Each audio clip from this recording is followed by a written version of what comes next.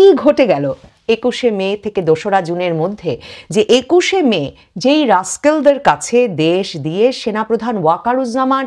একা হজে যাওয়া নিরাপদ বোধ করছিলেন না, সেইখানে ২রা জুন এসে আমরা শুনছি ৩ বাহিনী প্রধানই দেশ ছেড়েছেন হজ পালনের উদ্দেশ্যে। বাংলাদেশে গত প্রায় ২-৩ সপ্তাহ ধরে শিরোনামে, জনমনে, কৌতূহলের কেন্দ্রে সেনাপ্রধান ওয়াকারুজ্জামান থাকবার পর এখন হঠাৎ করেই সংবাদ মাধ্যমে, মানে বিদেশি সংবাদ মাধ্যমে এবং সামাজিক যোগাযোগ মাধ্যমে এমন খবর বেরিয়ে আসছে যে সেনাপ্রধান ওয়াকারুজ্জামান সস্ত্রীক, বিমানবাহিনী প্রধান air chief marshal Hasan Mahmud Khan এবং নৌবাহিনী প্রধান অ্যাডমিরাল মোহাম্মদ নাজমুল হাসান, অর্থাৎ ৩ বাহিনী প্রধানই এখন মক্কার উদ্দেশ্যে রওনা হয়েছেন হজ পালনের উদ্দেশ্যে। ৩ বাহিনী প্রধানের একই সঙ্গে হজ পালনের উদ্দেশ্যে বা ব্যক্তিগত সফরে একই সময়ে বিদেশ যাওয়ার এই ঘটনাটি একরকম খুবই অনন্য, নজিরবিহীন কিনা তা নিয়ে যেমন আলোচনা চলছে, তেমনি আলোচনা একটা বিরাট কারণ এই যে সেনাপ্রধান ওয়াকারুজ্জামান বাংলাদেশের নিরাপত্তা, সার্বভৌমত্ব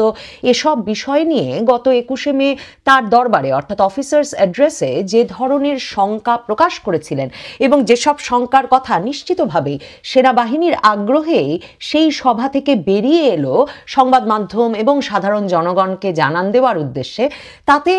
এই নিয়ে কৌতূহল, উদ্বেগ, আশঙ্কা জনমনে আরও বেড়ে যায় যে ঠিক এমন একটা সময়ে ৩ বাহিনী প্রধান কি করে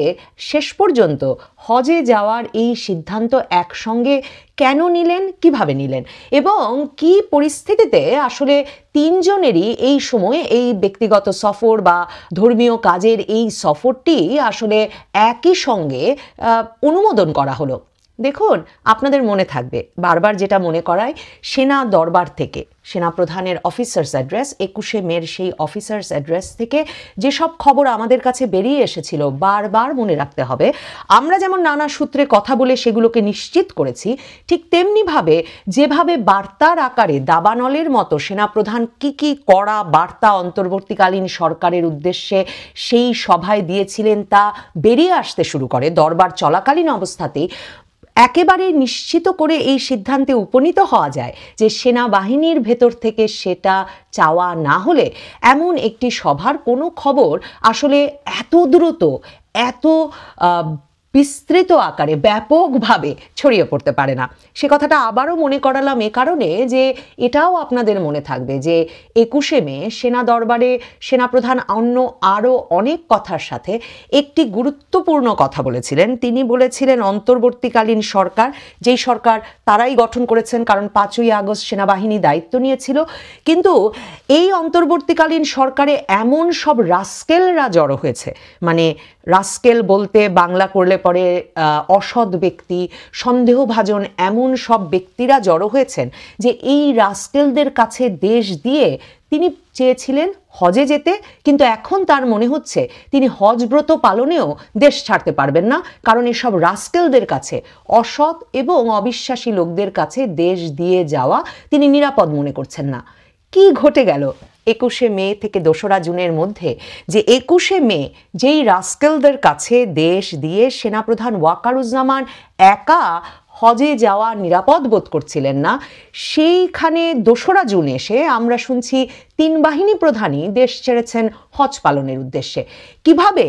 অন্তর্বর্তীকালীন সরকার এবং সেনাপ্রধান এবং সশস্ত্র বাহিনীর ৩ বাহিনী প্রধানের মধ্যে এমন একটা বিশ্বাসের সম্পর্ক এই এত দ্রুততার সাথে ঘটে গেল যে তারা এখন নিশ্চিন্তে, নির্ভার অবস্থায় দেশ ছেড়েছেন হজ পালনের উদ্দেশ্যে। সেনাপ্রধানের সঙ্গে শোনা যাচ্ছে শুধুমাত্র বিমানবাহিনী প্রধান আর নৌবাহিনী প্রধান হজে গেছেন তাই নয়, তার পাশাপাশি লেফটেন্যান্ট জেনারেল এবং মেজর জেনারেল পদমর্যাদার আরও অন্তত ৬ জন সেনা কর্মকর্তা হজে গেছেন এবছর। তার মানে সেনাবাহিনীর শীর্ষ পর্যায়ের একটা বড় নেতৃত্ব এখন মক্কায় হজ পালনের উদ্দেশ্যে আছেন। তার মানে কি সেনা প্রধানের যেসব শঙ্কা ২১শে মে দরবারে প্রকাশিত হয়েছিল সেসব সংখ্যা কেটে গেছে। সেনাপ্রধান সেই দরবারে এমনকি সেনা সদস্যদের উদ্দেশ্যে একথাও বলেছিলেন যে তারা 20শে মে যমুনায় গিয়ে অন্তর্বর্তীকালীন সরকারের প্রধান উপদেষ্টাকে স্পষ্টভাবে জানিয়ে এসেছেন যে কোনো রকম মানবিক করিডর, সামরিক করিডর দেওয়া চলবে না, চট্টগ্রাম বন্দর কোনো বিদেশি কোম্পানিকে দেওয়া হবে কিনা, এ ধরনের স্পর্শকাতর নিরাপত্তা ঝুঁকি তৈরি করতে পারে ধরনের সিদ্ধান্ত নিতে হলে অন্তর্বর্তীকালীন সরকারকে নয়, বরং নিতে হবে নির্বাচিত সরকারকে, এবং অন্তর্বর্তীকালীন সরকারের 30শে ডিসেম্বরের মধ্যে নির্বাচন আয়োজনের জন্য প্রস্তুতি নেওয়া উচিত, যাতে 30শে ডিসেম্বরের মধ্যে নির্বাচন অনুষ্ঠানের পর নির্বাচিত সরকারকে ক্ষমতা দিয়ে অন্তর্বর্তীকালীন সরকার যেমন চলে যেতে পারে, সেনাবাহিনীও ব্যারাকে ফিরে আসতে পারে। মনে রাখতে হবে সেনাপ্রধান ওয়াকারুজ্জামান সেদিন সেনা সদস্যদের উদ্দেশ্যে কথাও বলেছিলেন যে বাংলাদেশের স্বাধীনতা সার্বভৌমত্ব রক্ষার দায়িত্ব আমাদের সশস্ত্র বাহিনীর, এবং সশস্ত্র বাহিনীকে পাশ কাটিয়ে নিরাপত্তা ঝুঁকি তৈরি করতে পারে এরকম কোনো সিদ্ধান্ত অন্তর্বর্তীকালীন সরকার নিলে তা সশস্ত্র বাহিনী বরদাস্ত করবে না। কারণ সেনাপ্রধান বলেছিলেন দেশের একটা অংশ, ভূখণ্ডের কোনো অংশ যদি একবার হাতছাড়া হয়ে যায় তাহলে সেই ভূখণ্ড ফেরত পাওয়া প্রায় অসম্ভব হয়ে পড়ে। এই প্রত্যেকটি কথা সেই দরবার থেকে সেনা কর্মকর্তাদের বিভিন্ন সূত্রে বাংলাদেশ জুড়ে সংবাদ মাধ্যমগুলোর কাছে ছড়িয়ে পড়েছিল। মনে রাখতে হবে সেনাপ্রধান তার মানে 21শে মে এমন একটা শঙ্কার মধ্যে ছিলেন যে এই অন্তর্বর্তীকালীন সরকার বাংলাদেশকে এমনকি এমন কোনো ঘটনার সঙ্গে জড়িয়ে ফেলতে পারে মানবিক করিডর, সামরিক করিডর দেওয়ার নামে, যার ফলে বাংলাদেশের ভূখণ্ড হারানোর শঙ্কা আছে, এবং একবার ভূখণ্ড হাতছাড়া হলে সেই ভূখণ্ড ফেরত পাওয়া যায় না। গত 21শে মে থেকে 2রা জুন এই 10-12 দিন সময়ের মধ্যে কি ঘটে গেল যে এসব শঙ্কা কাটিয়ে উঠতে পারলেন জেনারেল ওয়াকারুজ্জামান? এর মধ্যে মনে রাখতে হবে ডক্টর মোহাম্মদ ইউনুস ছিলেন জাপান সফরে। কাজেই ডক্টর মোহাম্মদ ইউনুসের তরফে বা ডক্টর মোহাম্মদ ইউনুসের সঙ্গে সেনাপ্রধানের এমন কোনো আলাপ আলোচনা বা আস্থার সংলাপ তৈরি হয়েছে এই সময়ের মধ্যে, সেটা বিশ্বাস করা মুশকিল। ডক্টর মোহাম্মদ ইউনুসের তরফে আনুষ্ঠানিকভাবে আমরা সর্বশেষ প্রতিক্রিয়া জানি এই সেনা দরবারের এই যে ভারতীয় আধিপত্যবাদ আসলে বাংলাদেশের মূল সংকট, এবং ভারত ষড়যন্ত্র করছে ডক্টর মোহাম্মদ ইউনুসের সরকারকে পারলে একদিনের মধ্যে ধ্বংস করে ফেলতে। কাজেই সেই ভারতীয় আধিপত্যবাদ বা ষড়যন্ত্র থেকে আমাদের সচেতন থাকতে হবে। আর ডক্টর মোহাম্মদ ইউনুসের উপদেষ্টা আসিফ মাহমুদ সজীব ভুইয়া ফেসবুকে স্ট্যাটাস দিয়ে লিখেছিলেন যে সেই ষড়যন্ত্র, খাল কেটে কুমির আনার কাজটি একসঙ্গে করছে ভারত, বাংলাদেশ আওয়ামী লীগ এবং উত্তরপাড়া বা ক্যান্টনমেন্ট। তাহলে এটা যদি অবিশ্বাসের সম্পর্কের ভিত্তি হয় অন্তর্বর্তীকালীন সরকারের সঙ্গে সেনাপ্রধানের কিংবা সশস্ত্র বাহিনীর, যে সশস্ত্র বাহিনী ভারতের এজেন্ডা বাস্তবায়ন করছে, আর ডক্টর মোহাম্মদ ইউনুস মনে করেন যে তার সরকারকে একদিনের মধ্যে ফেলে দিতে চায় ভারত, এবং ভারতীয় আধিপত্যবাদ তাদের ষড়যন্ত্রই অন্তর্বর্তীকালীন সরকারের সামনে সবচেয়ে বড় চ্যালেঞ্জ, তাহলে এই 10-12 দিনের মধ্যে এই এত বড় অবিশ্বাস এবং পারস্পরিক এই বড় ধরনের বিষোদ্গার এবং দোষারোপের ঘটনা থেকে কি ডক্টর মোহাম্মদ ইউনুসের সরকার এতটাই সরে এসেছেন যে ডক্টর মোহাম্মদ ইউনুস এবং সেনাপ্রধান ওয়াকারুজ্জামানের মধ্যে একটা নির্ভেজাল আস্থার সম্পর্ক তৈরি হলো, এবং নিশ্চিন্ত হয়ে সেনাপ্রধান ওয়াকারুজ্জামান বিমান বাহিনী প্রধান, নৌবাহিনী প্রধান সহ এবং সেনাবাহিনীর শীর্ষ কর্মকর্তাদের নিয়ে মক্কায় গেলেন হজ পালন করতে? মনে রাখতে হবে 11ই মে সেনাপ্রধানের যাওয়ার কথা ছিল মার্কিন যুক্তরাষ্ট্রে তার পূর্ব নির্ধারিত একটা আনুষ্ঠানিক সফরে, এবং সেই আনুষ্ঠানিক সফরে আমেরিকায় মাসখানেকের মতো কাটিয়ে সেখান থেকেই মক্কা যাওয়ার কথা ছিল হজ পালন করতে সেনাপ্রধান ওয়াকারুজ্জামানের। তখন সেনাবাহিনীর তরফে কেউ কেউ বলেছেন একদিকে সেনাপ্রধান ওয়াকারুজ্জামান নিশ্চিন্ত বোধ করেননি, ভরসা পাননি সেই সময়ে দেশ ছাড়তে, কারণ প্রধান উপদেষ্টার দফতরে দায়িত্ব পালনকারী সশস্ত্র বাহিনী বিভাগের প্রিন্সিপাল স্টাফ অফিসার কামরুল হাসানকে ডক্টর মোহাম্মদ ইউনুস সেনাপ্রধান ওয়াকারুজ্জামানকে সরিয়ে দিয়ে সেনাপ্রধান পদে নিয়োগ করার পরিকল্পনা প্রায় চূড়ান্ত করে ফেলেছেন, এমনকি চিঠি পাঠিয়ে দিয়েছিলেন বঙ্গভবনে। সে খবর তখন ছিল সেনাবাহিনী এবং সেনাবাহিনীর বাইরে সর্বত্র। সেটা একটা কারণ হিসেবে তখন বলা হচ্ছিল কেন সেনাপ্রধান ওয়াকারুজ্জামান তার মার্কিন যুক্তরাষ্ট্র সফর বাতিল করেছেন। অন্যদিকে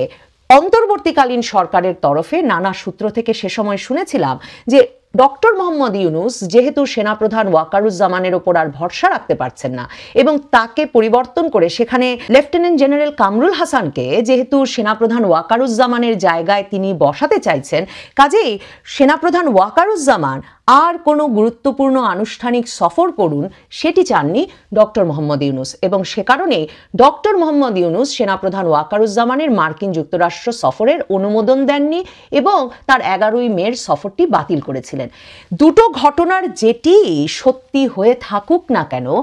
এমন অবস্থায় কি ঘটে গেল 11ই মে থেকে 2রা জুনের মধ্যে কিংবা 21শে মে থেকে 2রা জুনের মধ্যে যে এবার 3 বাহিনী প্রধানকেই একই সঙ্গে ব্যক্তিগত সফরের অনুমতি দেওয়া হলো হজ পালনের উদ্দেশ্যে, সেটা একটা প্রশ্নই বটে। এবং তার চেয়েও বড় প্রশ্ন, 3 বাহিনী প্রধানই ঠিক কি ভরসা পেলেন,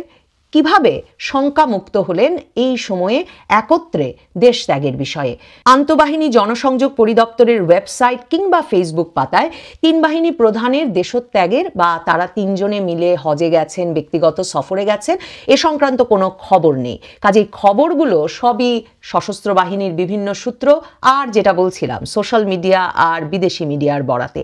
এই খবর যদি সত্যি হয়ে থাকে তাহলে নিশ্চিতভাবেই সেনাপ্রধান ওয়াকারুজ্জামান যেই অবস্থানে থেকে তিনি সেনা কর্মকর্তাদের উদ্দেশ্যে এমনকি একথাও বলেছিলেন যে অন্তর্বর্তীকালীন সরকার তিনি গঠন করে দিয়েছিলেন, তাদেরকে নিরাপত্তা দিয়েছিলেন, আর অন্তর্বর্তীকালীন সরকার বিদেশ থেকে তাকে মারার জন্য লোক উড়িয়ে এনেছে, এমন অভিযোগের তীর তিনি যেই অন্তর্বর্তীকালীন সরকারের উদ্দেশ্যে ছুড়ে দিয়েছিলেন 21শে মে, যাতে ধারণা করা হয়েছিল বিদেশ থেকে উড়িয়ে আনা লোকটা নিশ্চিতভাবেই খলিলুর রহমান, জাতীয় নিরাপত্তা উপদেষ্টা। এবং ওয়াকারুজ্জামান যখন বলেছেন যে ডক্টর মোহাম্মদ ইউনূস কাউকে উড়িয়ে এনেছেন সেনাপ্রধানকে মেরে ফেলার জন্য, তিনি বোঝাতে চেয়েছেন জাতীয় নিরাপত্তা উপদেষ্টা তাকে সরিয়ে লেফটেন্যান্ট জেনারেল কামরুল হাসানকে সেনাপ্রধান করবার যে ছক সাজিয়েছেন সেই ছকটির কথা। প্রশ্ন জাগতেই পারে সেই সকল শঙ্কা, সেই সকল হিসেব নিকেশ থেকে তার মানে সেনাপ্রধান ওয়াকারুজ্জামান নিশ্চিন্ত বোধ করছেন, নাকি তিনি একরকমের পরাজয় স্বীকার করেছেন, কৌশল পরিবর্তন করেছেন। এই পুরো বিষয়টি দেখতে অপেক্ষা করতে হবে। তবে এমন একটি সময়ে 20শে মে 3 বাহিনী প্রধানের একসঙ্গে যমুনায় অন্তর্বর্তীকালীন সরকারের প্রধান উপদেষ্টার সঙ্গে সাক্ষাৎ, 21শে মে সেনাপ্রধানের দরবারে অন্তর্বর্তীকালীন সরকারের উদ্দেশ্যে বলা কড়া বার্তা, এমনকি অন্তর্বর্তীকালীন সরকারে থাকার রাস্কেলদের কথা উল্লেখ করা, এবং এরপর ডক্টর মোহাম্মদ ইউনূসের সরাসরি ভারতীয় ষড়যন্ত্রের কথা জানিয়ে দেওয়া রাজনৈতিক নেতৃবৃন্দকে, এরপর এই যে নিশ্চিন্ত নির্ভার সফর 3 বাহিনী প্রধানের, তা নিশ্চয়ই তাৎপর্যপূর্ণ। খেলার কোথাও বড় ধরনের কৌশলে বদল ঘটেছে। আমার ধারণা খেলোয়াড়দের অবস্থানও বদলে গেছে।